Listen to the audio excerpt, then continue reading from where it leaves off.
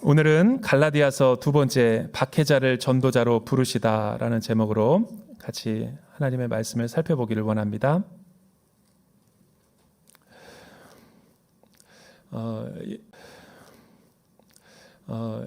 예전에 이제 청년부 제가 사역을 할 때 한 2007년도쯤으로 기억을 합니다. 2007년도에 이제 청년부 사역과 함께 또 CGN TV에서 사역을 할 수 있는 기회와 또 하목사님께서 다국어 이 국장이라는 감당할 수 없는 직분을 방송국에 한 번도 경험해 보지 못했는데 그 다국어 국장이라는 직책이 여러분들이 놀라지 않는 것은 방송을 모르기 때문에 그 직분이 얼마나 놀란지 모르지만 한 번도 방송에 몸담아 보지 않은 목사에게 국장이라는 직을 주고 다국어 이 방송을 개발할 수 있도록 기회를 주시고 또 많은 직원들을 붙여주시고 출장을 너무 많이 다닐 수 있는 그런 직분을 주셨어요. 사실은 되게 힘들었습니다. 경험이 없다 보니까 맨몸으로 맨 땅에 헤딩하기식이 되게 많았고, 특별히 제가 맡은 미션은 지금 이제 아랍어도 있고 뭐 스페니쉬도 있고 그러지만 이제 초창기였기 때문에 막 이렇게 사업을 펼치고 확장해야 됐기 때문에 추진력이 필요했고 또 언어 번역이 필요했고 또 유명한 이 해외 목사님들 이 설교를 권을 이렇게 받아가지고 페이를 주는 것도 아니고 무료로 위성 방송에 이렇게 한다라는 거를 외교력과 네트워크가 필요한 거죠. 그러니까 이거는 굉장히 사실은 쉽지 않은 거룩한 영업직이에요. 그런데 이 경험이 있는 사람이 아니라 경험이 없다 보니까 좌충우돌하고 너무 힘들었던 기억이 나는데 또 하나의 미션을 더 주어서 생명의 삶을 라틴어로 조금 발행하고 싶으니까 이 김주태 선교사님과 함께 이 남미로 출장을 가서 그거를 이제 해야 되는 것과 또 하나는 OMC의 페르난데스라고 하는 남미에 굉장히 영향력 있는 목사님을 이제 주강사로 모셔오는 그런 미션을 받고 이제 갔죠. 그리고 또 캐나다와 미국과 이 남미 여러 자주 한 15일 동안 출장에 비행기를 12번 탔으니까 그거는 정말 갔다가 와서 한 달 동안 제가 병원에 이 복대를 하고 이렇게 다닐 정도로 이 세수를 못할 정도로 너무 몸이 장기간 비행기 타는 게 이렇게 안 좋은 거구나. 한 자세로 오랫동안 있는 게 그거를 통해서 많은 걸 사실은 제 견문이 넓어졌어요. 왜 넓어졌냐면 이 시대에 쓰시는 하나님의 그 목회자들을 눈으로 보는 것도 굉장히 도전이 됐거니와 특히 한 번도 우리가 언제 남미 같은 데를 가보겠어요. 근데 그런데 가서 주일 예배를 드려보고 주일 예배를 드리는데 남미는 우리 주일 예배 같지 않더라고요. 이렇게 정적이지가 않아요. 굉장히 다이내믹하고 역동적이고 파워풀해요. 예를 들면 주일날 헌금을 드리는데 헌금 시간에 모든 목회자들이 나와서 헌금 교회를 들고 있고 성도님들이 이제 봉헌하는 시간이에요. 줄을 서는 거예요. 그런데 그냥 나오는 게 아니라 다윗처럼 춤을 추는 거예요. 그러니까 남미가 댄스의 나라라는 건 알았지만 주일 예배가 그냥 헌금할 때 축제가 되는 거예요. 왜 그러냐고 물어보니까 이분들은 하나님 앞에 드리는 걸 굉장히 기쁘게 드린다. 그걸 몸으로 표현해야 되기 때문에 그렇게 하고 또 하나는 선교적 교회를 지향하고 있기 때문에 주일날 열방의 깃발을 흔드는 거예요. 우리는 선교대회 때만 흔들잖아요. 근데 거기는 주일날 깃발을 흔들면서 승리 여호와 니시를 찬양하는 그런 거를 봤어요. 깜짝 놀랐습니다. 그런 게 하나 축복이었고 또 하나는 열악한 한국 선교사님들이 사역하는 그 선교 현장을 가보면서 너무너무 참 이렇게 수고와 그런 헌신에 눈물을 많이 흘렸고 그런데 그때 선교사님이 해줬던 얘기가 아직도 잊혀지지가 않아요. 뭐냐면 남미는 500년 동안에 가톨릭의 세례를 받아서 굉장히 견고한 진들이다. 그리고 그냥 가톨릭이 아니라 아주 세속화된 복음에서 많이 떠났고 변질된 그러나 개신교는 이제 막 부흥을 맞이했고 눈을 뜨기 시작했는데 너무 퍼센티지가 낮대요. 인구 비율로. 그 중에 원인 중에 하나가 우리가 뭘 도와줘야 되겠습니까? 그랬더니 너무 목사님들이 공부를 안 한대. 개신교 목사님들은 다 이렇게 은혜 받고 신학교 가겠다 그러고 이렇게 목회자가 됐는데 우리나라 60, 70년대죠. 그래서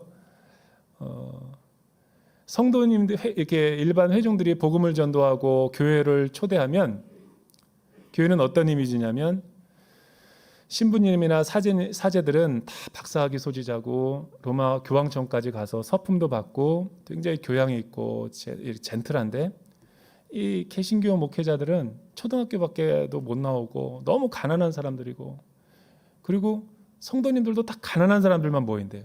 그러니까 사람들의 인식이 교회는 가면 안 되는 곳이다. 교회 가면 가난해진다. 교회 가면 못 산다. 축복을 못 받는다. 이런 미신적인 생각이 가득 차 있다라는 거죠. 제가 거기 갔다 오면서 그런 느낌이 들었어요. 나는 공부 많이 하는 개신교 목사가 돼야 되겠다. 무시 안 당하려면. 그렇구나. 우리가 이렇게 위대한 복음을 은혜의 선물로 받았음에도 불구하고 제가 지난주에 얘기했던 것처럼 존 스토트 목사님이 교회가 넓게 펴져 있지만 깊이가 너무 없는 거예요. 그러니까 우리는 너무 열정만을 갖고 사역할 때가 많다. 두 번째는 그들의 잘못된 모순이죠. 그 교만함. 왜냐하면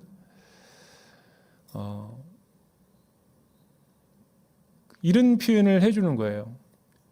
이거는 비유지만 너무 이렇게 오랫동안 마음에 잊혀지지가 않더라고요. 이 사람들이 갖고 있는 생각이 쉽게 말하면 이런 겁니다. 이 무식한 그리스도인이 되기보다 신실한 불자가 되는 게 더 낫다라는 식이라는 거예요. 신앙생활이. 남미 분들이 그런 이렇게 지배적인 생각을 갖고 이렇게 생활을 하는구나. 근데 그 생각을 뒤집어 보면 오만이고 인간의 독선과 교만이 있는 거죠. 그 말은 제가 동의할 수 없더라고요. 왜냐하면 차라리 저는 신실한 불자보다 무식한 그리스도인이 더 낫다. 왜냐하면 그 안에는 피 묻은 그리스도의 십자가의 복음이 있기 때문에 복음의 능력이 얼마나 위대한지를 몰라서 그런 거지 예수의 편에 진리의 편에 서는 게 훨씬 낫죠. 왜냐하면 그 안에는 구원이 있고 생명이 있기 때문에. 여러분 오늘날 한국 교회가 위기라고 해요. 무엇이 위기인가? 성도가 줄어드는 게 위기인가? 헌금이 줄어들고 있는 게 위기인가? 인력이 없는 게 위기인가? 무엇이 건강한 교회인가? 그동안 한국 교회는 성도 수와 헌금과 여러 가지 외적인 외형을 자랑하다가 큰 위기를 지금 만났어요. 그래서 제가 지난주에도 얘기했지만 건강한 교회란 복음을 선명하게 보여줄 수 있는 교회, 그런 성도, 그런 교인들이 많은 교회가 저는 아주 예수님이 기뻐하시는 교회다. 또 건강하지 못한 교회란 그 반대겠죠. 그러니까 위기는 다른 것이 위기가 아니라 복음이 변질되고 처음에는 뜨거운 가슴으로 시작했다가 지금은 복음에서 멀리 떨어져 버리는 우리의 깊이 없는 그 뿌리가 약한 복음의 삶이 진짜 위기인 거죠. 이 말을 뒤집어 보면 우리가 위기가 기회가 될 수 있는 하나의 단초는 다시 우리가 십자가로 돌아가고 위기를 만났다 할지라도 인생의 낭패를 만났다 할지라도 다시 예수의 이름을 붙들고 나오면 우리에게는 구원이 회복될 수 있다라는 걸 의미하는 거예요. 빙하기가 그 기후 변화로 인해서 이 남극에는 큰 빙하가 유실되고 있다고 그러죠. 제주도보다 더 큰 빙하가. 그런데 그 안에 있는 펭귄들은 마냥 즐거워하고 있어요. 개인이 복음을 떠나고 신앙생활이 잘못되면 쉽게 궤도를 할 수 있습니다. 궤도 수정할 수 있어요. 눈에 보이니까. 그러나 집단 혹은 대한민국 전체 국가가 잘못된 방향으로 가는 것은 아무도 감지를 못해요. 지금 이 나라 민족이 어떤 영적으로 위기의 상황인지 아는 사람이 어디 있어요? 국회에서 무슨 일이 일어나고 있는지 정치인들의 마음속에 무슨 뜻이 있는지 우리 누구 아는 사람이 어디 있어요? 그래서 집단 관계가 일어날 수 있는 거예요. 여러분, 집단이 개인이 잘못되는 방향을 바로잡아주는 게 복음의 능력이고 십자가의 비밀이죠. 교회도 개인도 신앙생활을 열심히 하다가 치우칠 수 있습니다. 그래서 이 갈라디아서가 쓰여진 거예요. 복음의 대헌장, 영원히 변하지 않는 우리 복음의 시금석. 이 표준이 없으면 우리가 무엇이 잘못됐는지 알 수 없거든요. 예전에 한국 교회도 얼마나 많은 프로그램과 컨퍼런스와 내적 치유가 있었어요. 그런데 그 내적 치유가 검증된 건지 아닌지도 모르고 무분별하게 수입하다가 그냥 사람들이 많이 모이면 된다 그래서 여러 가지 사역들을 다 진행했어요. 그런데 그건 사실은 약을 먹는 게 아니라 독을 먹는 거였죠. 우리나라에서 엄청나게 팔린 책이 하나가 있어요. 가게에 흐르는 저주를 끊어라. 근데 모든 교회가 그거를 즐거워했고 좋아했고 매력적이었어요. 왜냐하면 사역할 때마다 엄청난 사람들이 모였거든요. 여러분, 그 책은 초대형 베스트셀러입니다. 저도 읽었고. 왜냐하면 다 모든 교회 분위기가 다 읽는 분위기였으니까. 그러나 사랑의 교회 옥하는 목사님이 설교 가운데서 그 책의 문제점과 그 사역의 문제점을 복음에 비추어서 정면으로 반박했어요. 그 책은 잘못된 거다. 그는 복음적이지가 않고 한국 교회가 해서는 안 된다. 그런 경건한 어른이 복음의 분별력을 가지고 이야기를 했기 때문에 그게 한국 교회에서 이제 중단돼 버린 거지. 강력한 영향력을 끼쳤습니다. 그래서 예수 믿고도 율법주의적으로 자유하지 못하고 살아가는 사람들이 많은 거예요. 세계적인 신학자인 김세윤 박사가 오늘날 한국 교회의 심각한 문제점을 신천지나 구원파가 아니라고 그래요. 그들은 이단으로 판명됐기 때문에 위험이 덜하다라는 거예요. 기성교회 안에 이단과 사이비는 아니지만 이단성 사고를 가진 율법주의적인 사고를 가지고 신앙생활하는 사람이 너무 많다라는 거예요. 이 말은 복음의 본질, 복음의 능력도 모르고 누리지도 못하는 사람들이 많은 거죠. 이래서 우리가 갈라디아서를 공부하는 게 영적인 의미와 가치가 있는 거예요. 마틴 로이드 존스 목사님은 부흥이라는 책에서 이런 유명한 말을 했어요. 교회가 진정한 부흥을 경험하기를 원한다면 사람을 많이 모으려고 하지 말고 교회 안에 있는 전통, 개인의 삶 안에 있는 모든 이삭의 우물물을 못 먹게 하기 위해서 블레셋 사람들이 돌무더기를 다 쌓아놨던 것처럼 생수가 터지게 하기 위해서는 그 우물물부터 이삭의 돌무더기들부터 다 치워내야 된다. 거룩하지 못하고 비복음적인 것들을 다 끄집어내야지 부흥이 오는 거예요. 저는 그 말이 굉장히 일리가 있다고 봅니다. 오늘 갈라디아서가 우리에게 어떤 메시지를 주는지 세 가지를 살펴보기를 원해요. 먼저 13절서부터 17절까지 좀 길지만 우리 같이 한번 읽어볼까요? 13절에서 17절에 있는 말씀 시작. 내가 전에 유대교회에 있을 때 나는 하나님의 교회를 몹시 핍박하고 박해하려고 했습니다. 나는 내 동족 가운데 나와 나이가 같은 또래의 많은 사람들보다 유대교를 믿는데 앞장섰으며 내 조상들의 전통에 대해서도 매우 열성적이었습니다. 그러나 내 어머니의 태에서부터 나를 따로 세우시고 은혜로 나를 부르신 하나님께서 하나님의 아들을 이방 사람들에게 전하게 하시려고 하나님의 아들을 내 안에 나타내 보이셨습니다. 그때 나는 사람들과 의논하지 않았고 나보다 먼저 사도가 된 사람들을 만나려고 예루살렘으로 올라가지도 않았습니다. 나는 곧장 아라비아로 갔다가 다시 다메섹으로 되돌아갔습니다. 오늘 말씀을 이해하기 위해서는 지난주에 살짝 스쳐 지나간 12절 말씀 있죠. 근데 굉장히 중요한 이 갈라디아서의 방향이에요. 그 복음은 내가 사람에게 받은 것도 배운 것도 아닙니다. 그것은 오직 예수 그리스도의 계시를 통해 받은 것입니다. 하나님은 바울을 창세 전에 어머니의 태에서부터 예정하시고 선택하시고 구원하셨다 그래요. 이 말이 무슨 말인가?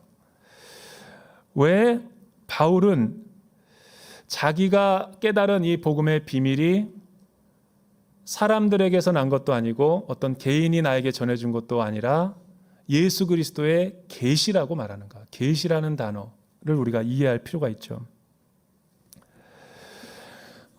믿음을 계시 사건이라고 말해요. 기독교를 이성의 종교가 아니라 계시의 종교라고 말합니다. 우리가 흔히 계시라는 단어를 오해하고 있어요. 계시는 계시록이 영어로 레빌레이션이기 때문에 굉장히 신비의 세계, 초월적인 세계, 죽음 너머의 세계로 알려지다 보니까 이 계시를 우리 기독교인과 무관한 것, 그냥 알듯 모르듯한 말로 정리하고 갈 때가 많죠. 그렇게 쉽게 넘어갈 단어는 아니에요. 바울은 믿음의 사건, 구원의 사건, 기독교의 모습을 계시의 종교다 선언하는 거죠. 이 반대말은 기독교는 사람이 내 행위와 내 노력으로 구원을 얻는 게 아니라는 거고, 구원의 시초가 나에게 주도권이 있었다는 게 아니라 초월적인 하나님으로부터 구원이 나에게 선물로 주어졌다라는 것을 천명하고 있는 거죠. 기독교를 왜 은혜의 종교라고 그러냐면, 은혜라는 것은 교회밖에 없는 거예요. 복음 안에서밖에 은혜라는 말이 없어요.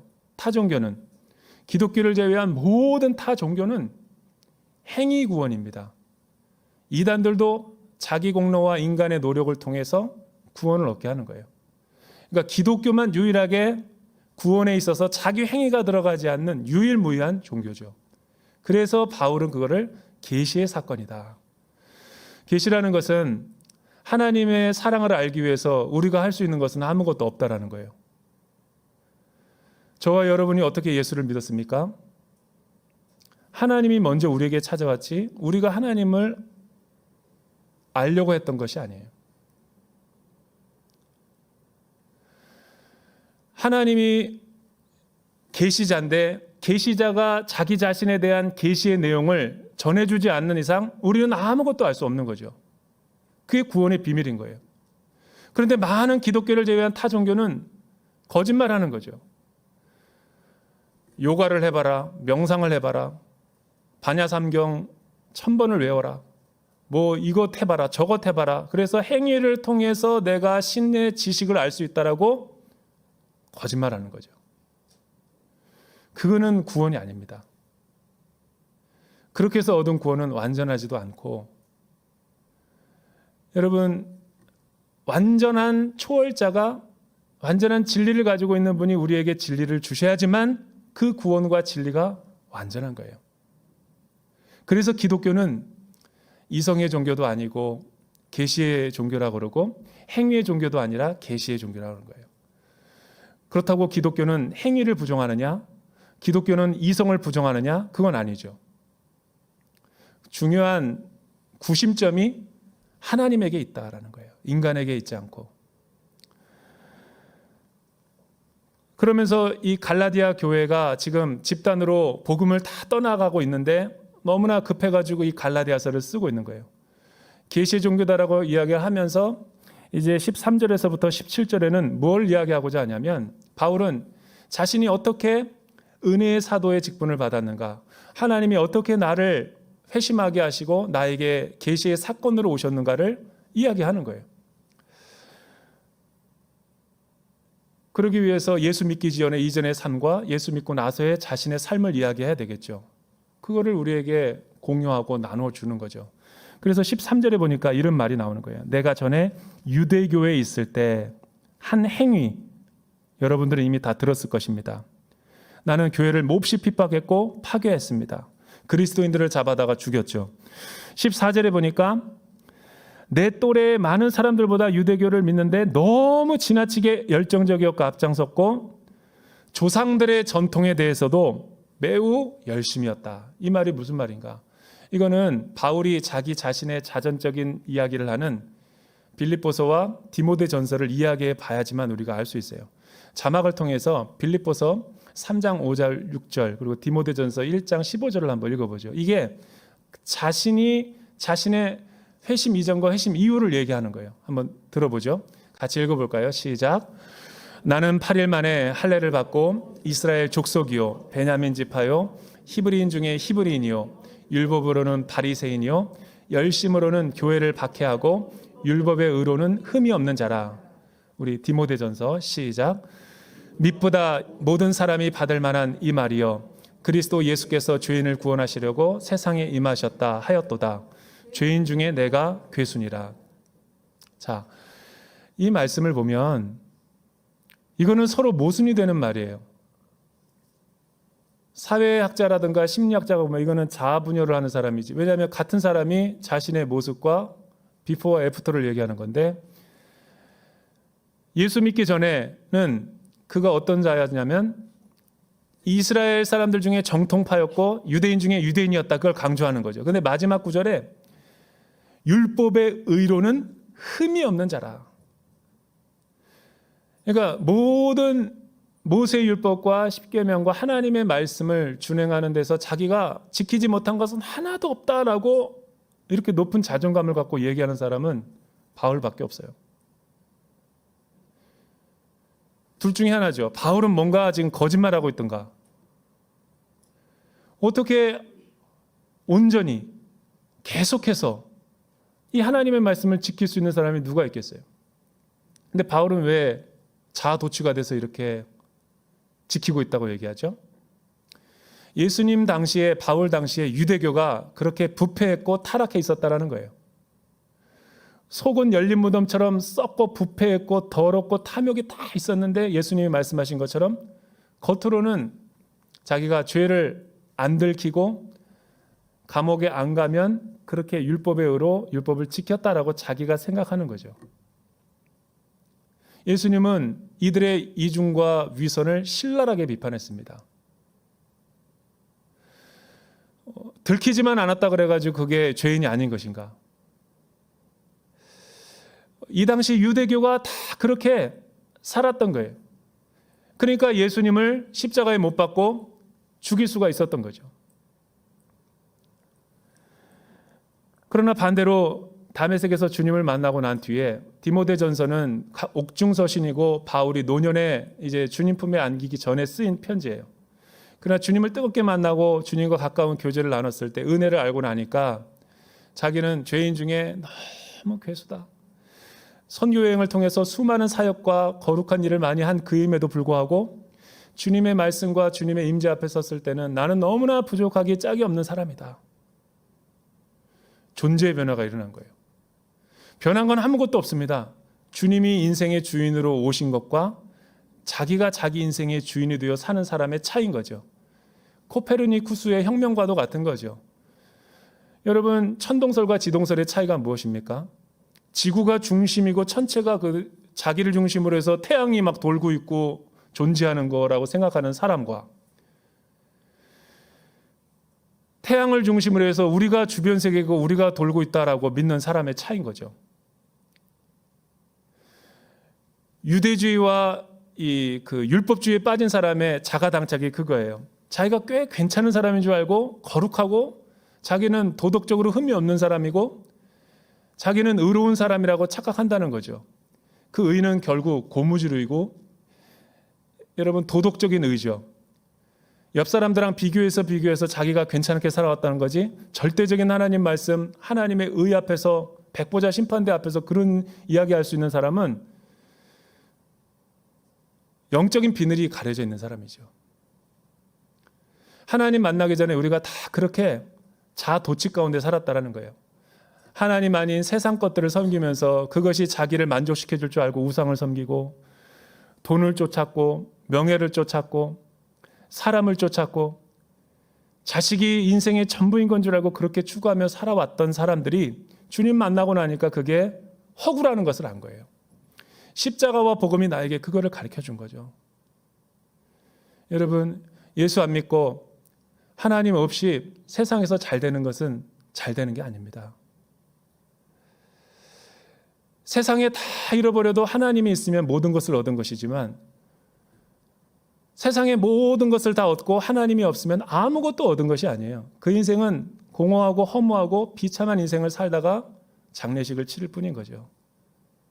바울이 다메섹에서 만난 주님을 통해서 그 십자가의 영광을 깨닫게 된 거예요. 그동안 자기가 쌓아놨던 모든 율법의 의가 얼마나 허구였다라는 것을 처참하게 하나님이 분쇄시킨 거죠. 주님 만나지 못한 사람들은 이런 높아진 자아와 교만과 자기 잘난 맛에 살아요.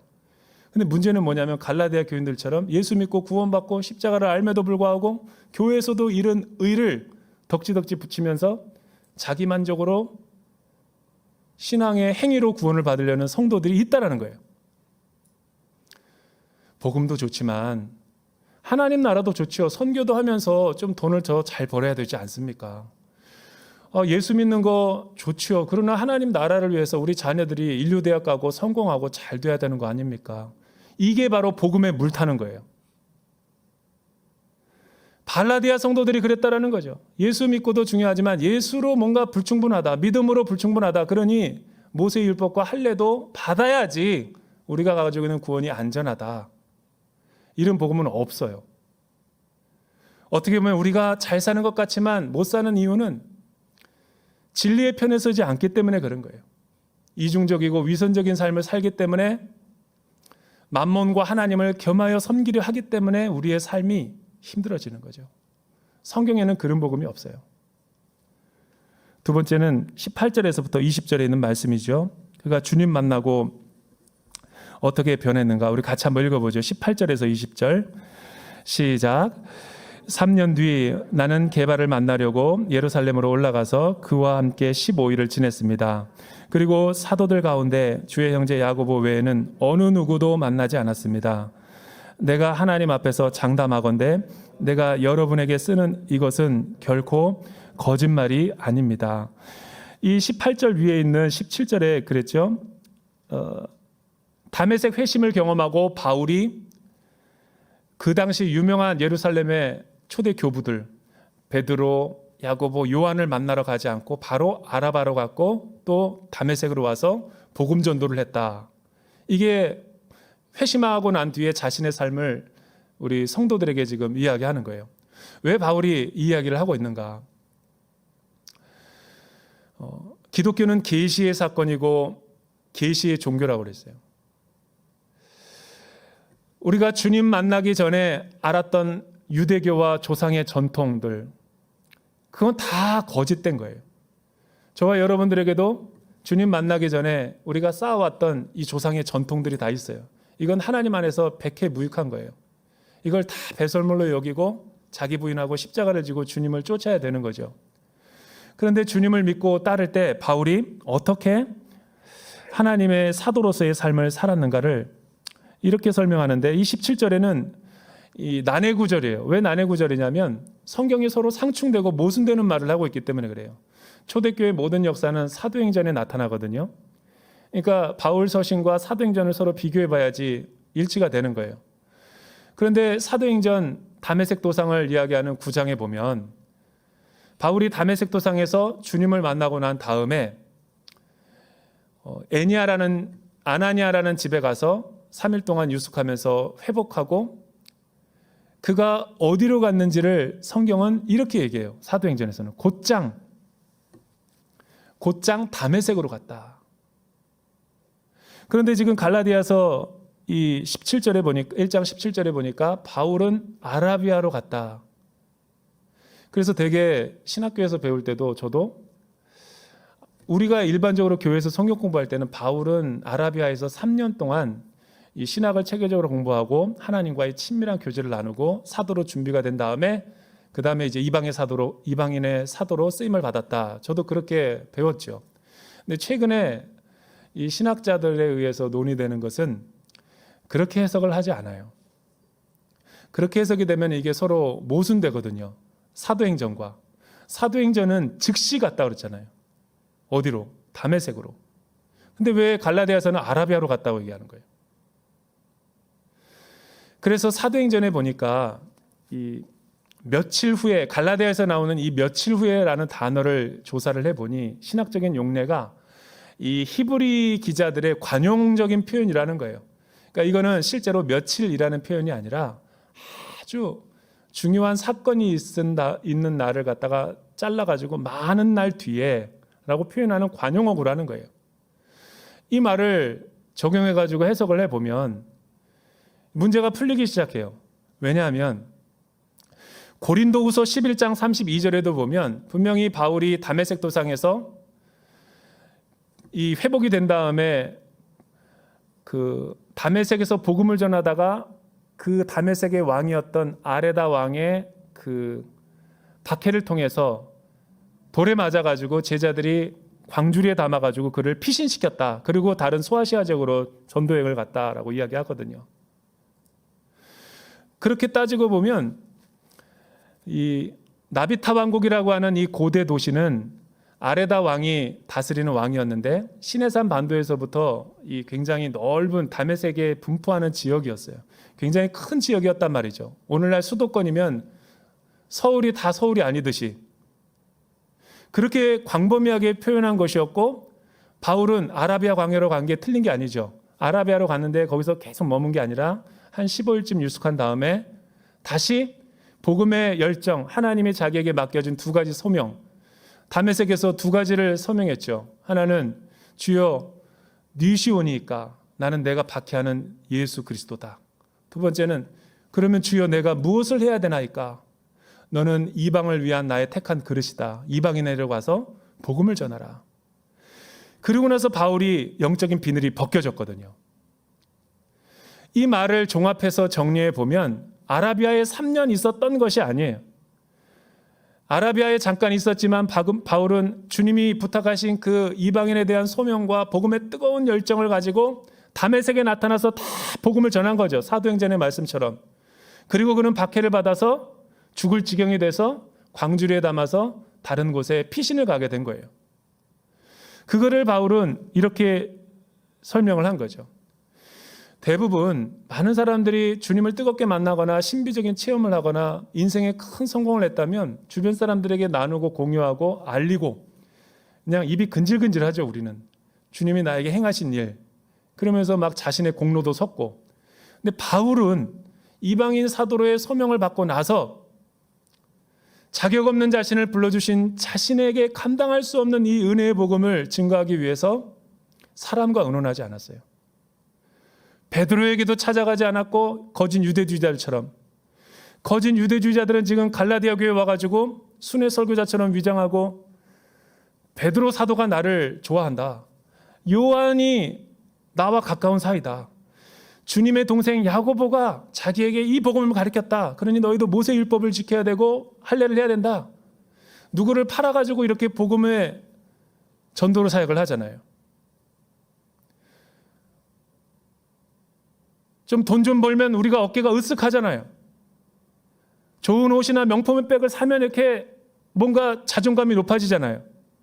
내 자녀가 좋은 대학 가고 그러면 뭔가 으쓱하잖아요. 바울은 그러지 않았다는 거예요. 자기를 부르신 주님의 소명에 합당하게 살아가기 위해서, 충실하기 위해서 온 지역에 가면서 복음을 전하다가 돌에 맞아가지고 실신했죠. 은혜로 자기가 사도의 직분을 감당하고 있다라는 것을 갈라디아 교인들에게 이야기하는 거예요. 왜? 갈라디아 교인들과 거짓 교사들이 바울의 사도직을 공격하면 목사와 양무리의 목양 관계를 깨트릴 수 있거든요. 그래서 이단들이 쓰는 방법이 기성교회를 비판하잖아요. 그 목사님, 성도들과 양무리들을 이렇게 분리시켜 놓습니다. 바울이 그 사도직을 지켜야지만 자신의 신적인 복음, 계시의 복음이 지켜지기 때문에 자신의 사도직을 장황하게 이렇게 변호하는 거죠. 오늘 메시지가 우리에게 주는 교훈이 무엇입니까? 은혜의 복음을 알게 되면 저와 여러분의 삶이 어떻게 변할까요? 만나는 사람들마다 나 중심이 아니라 내가 무슨 일을 했다, 내가 어떤 사람이다라는 것을 십자가 뒤에 감추고 하나님이 어떤 분이라는 것을 더 자랑하며 하나님의 의와 은혜를 자랑하죠. 나는 정말 자격이 없는데 하나님이 정말 어떻게 나에게 이런 은혜를 베푸는지 나는 감당할 수 없다. 여기서 머물면 율법주의자죠. 그래서 내가 너와 나누고자 한다. 은혜를 받은 사람들은 바울처럼, 다메섹 회심을 진짜 경험한 사람은, 십자가를 통과한 제자들은 삶이 변화된다고요. 맞벌이 부부의 지출을 조금 더 줄여서 그 돈을 아껴서 은혜의 복음을 증거하는 선교지나 고아원이나 긍휼이 필요한 기관에다가 의탁하든지, 내 휴가 일정을 조정해가지고 IT에 지진이 났는데 거기에 의료봉사를 하기 위해서 의사가 많이 벌 수도 있지만 이 모든 것을 반려하고 자기는 돈보다 중요한 것이 잃어버린 영혼들에 대한 사랑이다. 내가 받은 사랑을 갚는 것이다. 그렇게 하고 IT로 떠나는 사람과 오징어 게임에서 보듯이 얼마나 한국 사회가 치열하고 경쟁적이고 사람을 갖다가 짓밟는 문화예요. 승자만 남고 패자는 주목받지도 못하는, 자랑이 아닙니다. 부끄러운 거지. 그런 승자만 존재하는 승자 독식의 그 잘못된 하나님의 나라의 가치관으로 가고 있는 그 사람들에게, 젊은 대학생들, 우리 자녀들이 자신의 시간과 자신의 전공을 아껴가지고 선교사님 자녀들을 갖다가 공부할 시간에 더 가르치고 공부하고 가르치고, 수업을 받지 못하는 탈북민들 아이, 발달 장애 있는 아이들을 갖다가 옆에서 케어하고 돌보며 자신의 전공을 갖다가 흘려내려보내는 사랑의 사도. 이게 하나님의 나라를 살아가는 사람이죠.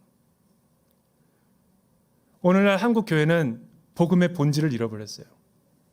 복음을 무슨 번영신학, 축복신학, 잘 되는 신앙으로 둔갑시켜버린 거죠. 이 본질을 회복해야 한국 교회에 차세대와 다음 세대가 미래가 있는 거예요. 그렇게 저와 여러분들이 정신 차리고 이 어려운 시대를 살아가기를 주님의 이름으로 축원합니다. 기도하겠습니다. 하나님, 오늘 다시 한번 우리가 십자가로 돌아가게 하심을 감사합니다. 복음의 본질을 선명하게 보여주심을 감사합니다. 바울처럼 다메섹 도상에서 주님을 만난 뒤로 피 묻은 그리스도의 십자가와 복음을 수많은 영혼들에게 증거했던 삶처럼 우리도 그러한 사랑을 흘러내려보내는 삶을 살게 하여 주시옵소서. 예수님의 이름으로 기도드립니다.